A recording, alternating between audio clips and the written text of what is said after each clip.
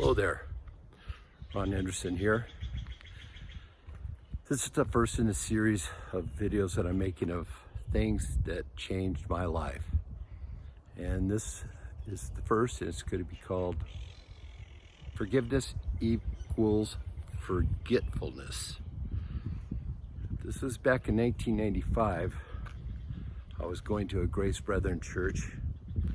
Promise Keepers was starting up, and the head of the men's ministry asked me to go to a Promise Keepers event with him. A pastor called by the name of Chuck Swindoll was there, and he gave a sermon. He gave a sermon about our relationship with our Father. You know, and how healthy is that? I grew up the oldest child, my dad being very strict, had a lot of chores. I worked harder than anybody I know. And as far as yard work and gardening and all that kind of fun stuff. But he was very strict. When I was young, he was very rough with me. I'm sure that you all know what I mean. Some of us at the same age as me. We had that rough upbringing by our father. Never used the word love, but you know, he knew how to give you a backhand and send me across the room. I grew up not liking my father too much. I feared him, and he was a big guy like me, and sometimes I don't think he knew his own strength. But we didn't get along as I got older through high school, and we separated even more and more. Went to Vietnam, came back, and you know, I was a changed man. And we started getting along. He'd come by, and then I got married, had a couple of kids. Then I became a single parent with my 2 kids, and he would come over and help out a lot. We started getting closer. But he died at a young age of 58. Right now, as I'm recording this video, I'm 68.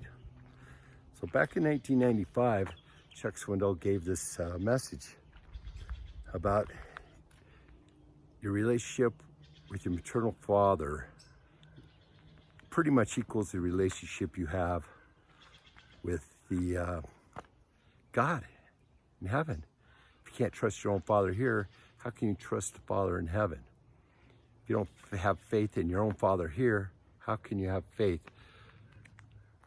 with the Father in heaven? So he, at the end of the whole sermon, and it was just striking me, he broke us up into groups of 10.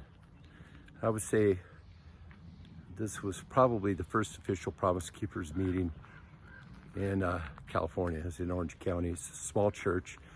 It was probably maybe 100 to 120 men. And we all discussed this, what he said. They had a list of questions and stuff. And then they broke us up in twos to pray for each other. And the gentleman that I was praying with was about my dad's age. And he related to me that people, you know, at that time, especially men, they just never used the word love. And that kind of struck me, you know, and we prayed together. And during that prayer, I was asking God to forgive my father for everything he's ever done to me. And at the same time, forgive me for the hurt and the anger that I had towards my father. And I also asked my father to forgive me for that anger that I had against him. And when I was done with that prayer, I must tell you that it was almost instantly that things changed. And my relationship with my father seemed to be healed. And from that moment, on, I don't think I could remember anything my dad ever did to me. I spoke with my uncle about that, who was an atheist. He got angry. He told me that I was a liar, that I could no way forget what my dad had done to me as a child. And I tell you, to this day, here it is almost 30 years later, I'll tell you, I still can't remember a thing my dad did to me.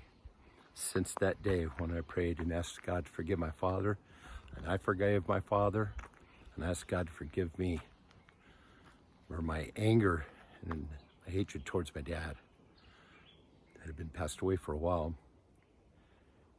And I'll tell you, here we are today, and this is why this is my first video, because that's when my relationship with God the Father changes.